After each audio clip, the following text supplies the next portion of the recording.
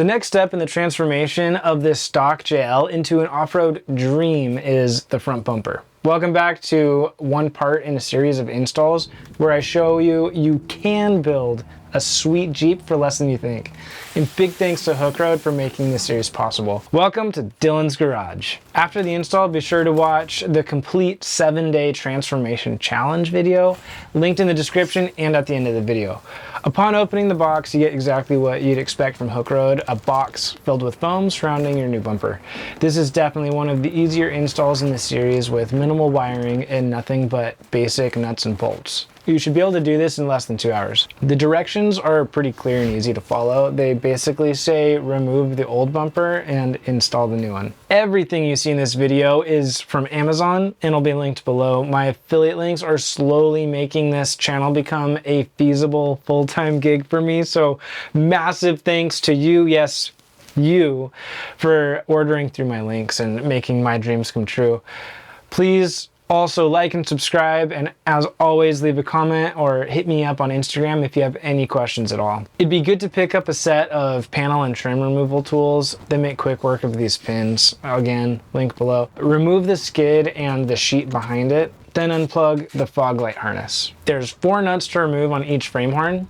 And if it fits your impact driver, or even better, an electric ratchet, that makes quick work of this. It took a little wiggling, but the bumper popped right off, and it'd be a good idea to have someone help you lift it away. And I'm not exactly the biggest guy in the world, but I was able to do it alone. Not suggesting that for you, just saying I was able to.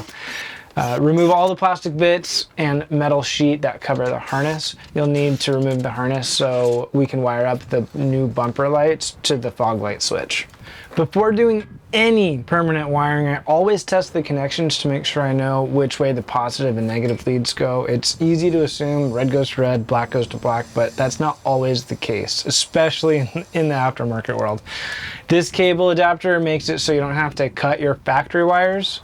One end plugs into your OEM harness and the other end is snipped to crimp onto the new bumper light wires. With 2 lights on either side of the bumper, I chained 2 together on each side into a single crimp butt connector for each positive and negative. Then I taped it all up using Tessa tape, which is simply the best. Always tape or use wire loom to protect your wiring. You don't want your wiring exposed to the elements. These crimp connectors are my favorite. They are standard sizes that work with crimp tools, you know, the normal red, blue, and yellow sizes you see with any connectors that you see on Amazon.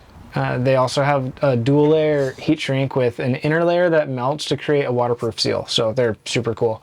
You can use a lighter or a torch on the heat shrink, but a heat gun is my top choice. Link below. With one side wired and taped up, do the same on the other side. The bull bar, I would say, is optional, and if you plan to install it before you mount the bumper. It's a lot easier to access the nuts and bolts that way. I've noticed Hooke products usually conveniently include the self-lock flange nuts, so you don't really need a wrench on the nut as you're tightening the bolt down.